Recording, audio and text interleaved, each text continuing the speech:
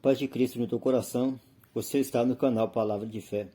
É sempre um prazer ter você aqui no canal, acompanhando os nossos vídeos, assistindo o nosso conteúdo. Eu gostaria de pedir a você que, por gentileza, se puder se inscrever no canal, ativar o sininho e também compartilhar o conteúdo deste canal com mais pessoas para que elas também sejam alcançadas pela Palavra de Deus.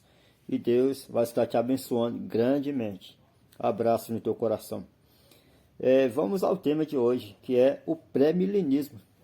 Semana passada eu tratei sobre o que é a grande tribulação e prometi que no decorrer dos outros dias estaria tratando sobre o pré-milenismo, a milenismo e o pós-milenismo.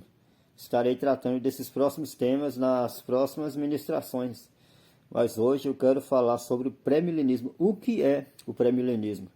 São visões diferentes que tratam da vinda de Cristo e que todas essas visões elas têm base bíblica para que eles possam apoiar a sua tese, a sua visão com coerência e que eles possam defender de acordo com as escrituras sagradas, porque quando acreditamos em uma tese bíblica, temos que ter referências bíblicas para que possamos defendê-las corretamente, e ao refutar os versículos bíblicos temos que ter uma base, uma firmeza para que possamos defender esse tema. Eu quero tratar hoje desse tema. É um pouco polêmico para pessoas que acreditam em visões diferentes, porém, existem versículos bíblicos que dão todo o direito de que qualquer pessoa que adote essa visão possa defender com coerência, com firmeza e também com convicção. Vamos lá ao estudo. O pré-milenismo ou milenialismo é a visão de que a segunda vinda de Cristo ocorrerá antes do seu reino milenar, e que esse reino será um período literal de 1000 anos. Para que possamos compreender e interpretar as passagens bíblicas que lidam com esses eventos do fim dos tempos, há duas coisas que precisamos claramente entender: um método apropriado de interpretar as Escrituras e a distinção entre Israel, que são os judeus, e a Igreja, o corpo de todos os crentes em Jesus Cristo. Ok? Primeiramente, o método apropriado de interpretação das Escrituras requer que estas etapas sejam interpretadas de uma forma consistente com o seu contexto. Isso significa que a passagem deva ser interpretada de forma consistente com o público para o qual foi escrita, aqueles de quem se escreve, por quem foi escrita, etc. É de crítica importância conhecer o autor, o público-alvo e o contexto histórico da passagem interpretada. Isso é importantíssimo. Não podemos descartar essas três citações que eu disse a vocês aqui. Quem escreveu, quem foi o autor, o público-alvo e o contexto histórico da passagem interpretada. Memorize sempre isso, porque é importantíssimo isso. O pano de fundo histórico e cultural frequentemente revela o significado real da passagem. É importante também lembrar-se de que as escrituras interpretam as próprias escrituras, ou seja, Bíblia interpreta Bíblia, ok? Estamos entendidos nessa questão? Ou seja, frequentemente uma passagem cobrirá um tópico ou assunto que também é mencionado em outra passagem da Bíblia.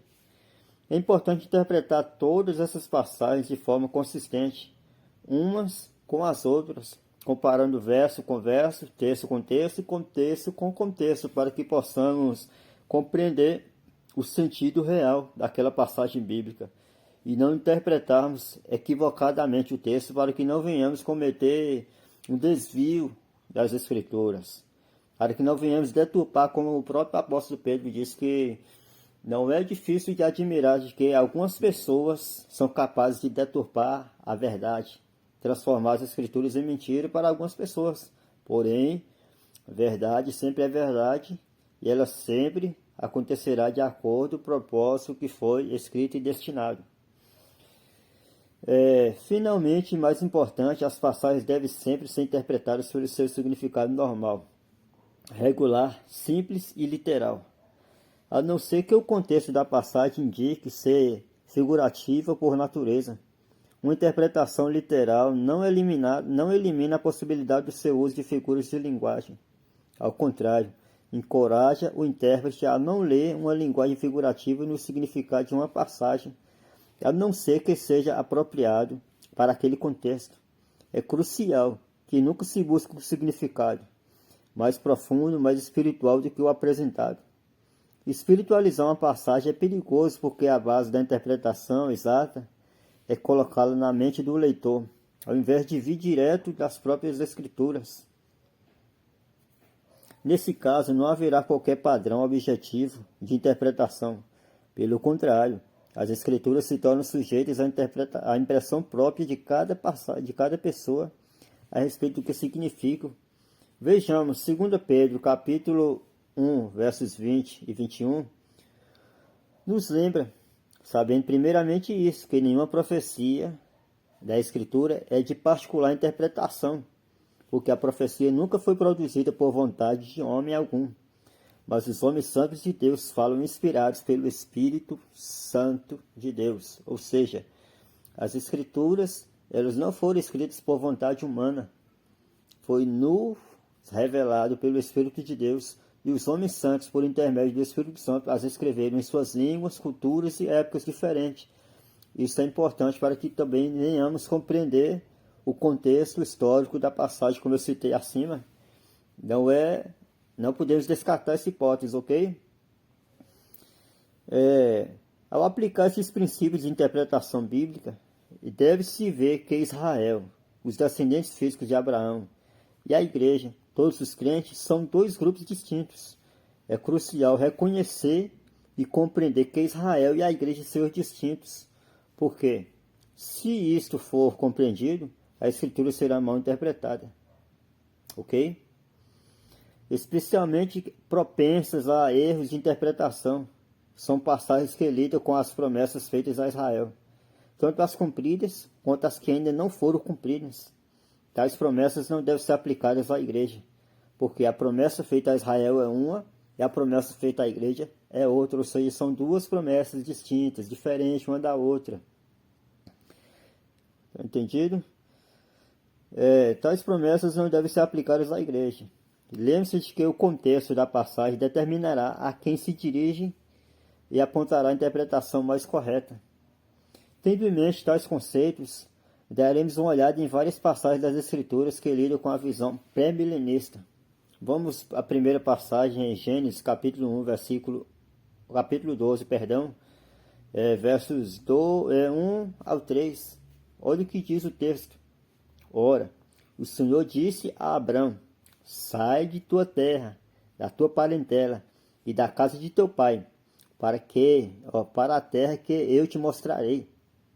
E far-te-ei uma grande nação, e abençoar-te-ei, e engrandecerei o teu nome.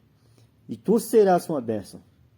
E abençoarei os que te abençoarem, e amaldiçoarei os que te amaldiçoarem. E em ti serão benditas todas as famílias da terra. Isso é o primeiro conceito das Escrituras, querido, com a visão pré-milenista. É o primeiro conceito. Aqui Deus promete 3 coisas a Abraão. A Abraão, que outrora era Abraão, era Abraão, Deus o transforma em Abraão. Abraão teria muitos descendentes. A sua nação teria posse e ocuparia uma certa terra. E uma bênção universal viria a toda a humanidade de linha de descendência de Abraão, os judeus. Vamos lá agora em Gênesis, capítulo 15, verso 9 até o 17. Deus confirma seu pacto com Abraão. Pela forma que isto é feito, Deus toma sobre si toda a responsabilidade pelo pacto. Ou seja, não há nada que Abraão pudesse ou não fazer que invalidasse o pacto feito por Deus. Também nesta passagem, as fronteiras são estabelecidas para a terra que os judeus um dia ocupariam. Para uma lista detalhada das fronteiras, vejam Deuteronômio capítulo 34, capítulo todo. Outras passagens que lidam com a promessa da terra, Deuteronômio capítulo 30, versos 3 a 5, e ainda Ezequiel capítulo 20, versículo 42 ao 44. Em 2 Samuel capítulo 7, vemos a promessa feita por Deus ao rei Davi. Aqui Deus promete a Davi que ele teria descendentes e que desses descendentes Deus estabeleceria um reino eterno. Isso se refere ao reinado de Cristo durante o reino, durante o milênio e para sempre. É importante ter em mente que essa promessa deve ser cumprida literalmente, e ainda não foi. Alguns creem que o reino de Salomão tenha sido cumprido literalmente, tenha sido o cumprimento literal dessa profecia. Mas há um problema com isso. O território sobre o qual Salomão reinou não pertence a Israel hoje, e Salomão tampouco reina sobre Israel hoje. Lembre-se que Deus prometeu a Abraão que sua descendência seria posse da terra para sempre. Além disso, segundo Samuel, capítulo 7, diz que Deus estabeleceria um rei que reinaria pela eternidade. Salomão não poderia ser o cumprimento da promessa feita a Davi. Sendo assim, esta é uma promessa que ainda não foi cumprida. Agora, com tudo isso em mente, examine o que está registrado em Apocalipse, capítulo 20, verso 1 e 7. O período de 1000 anos que é repetidamente mencionado nesta passagem corresponde ao reinado literal de 1000 anos de Cristo sobre a terra.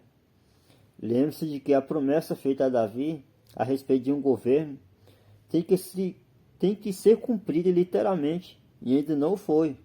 O pré-milenismo vê esta passagem como descrevendo o cumprimento futuro dessa promessa com Cristo no trono. Deus fez pactos incondicionais com Abraão e Davi. Nenhum destes pactos foi ainda completamente ou permanentemente cumprido. Um reinado físico e literal de Cristo é a única maneira para que os pactos sejam cumpridos da forma que Deus prometeu que seriam. A aplicação de um método literal de interpretação da Escritura resulta nas peças de quebra-cabeça se juntando. Todas as profecias do Antigo Testamento que se tratava da primeira vinda de Jesus foram literalmente cumpridas. Podemos acompanhar isso nas Escrituras Sagradas. Sendo assim, devemos esperar que as profecias a respeito da segunda vinda também serão cumpridas literalmente. O pré-milenismo é o único sistema que concorda com a visão de interpretação literal dos pactos de Deus e a profecia do fim dos tempos. Então, podemos acompanhar neste estudo aqui que esta é a única visão que acredita no cumprimento literal das profecias. Olha só. Sendo assim, devemos esperar que as profecias a respeito da segunda vinda também serão cumpridas literalmente.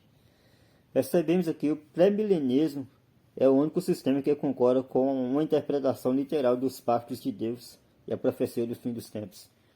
Então, que você possa acompanhar essa mensagem depois, ouvi-la novamente com calma, para que você possa entender tudo que foi dito aqui, acompanhar os versículos que foi citado, para que não venha ficar nenhuma dúvida.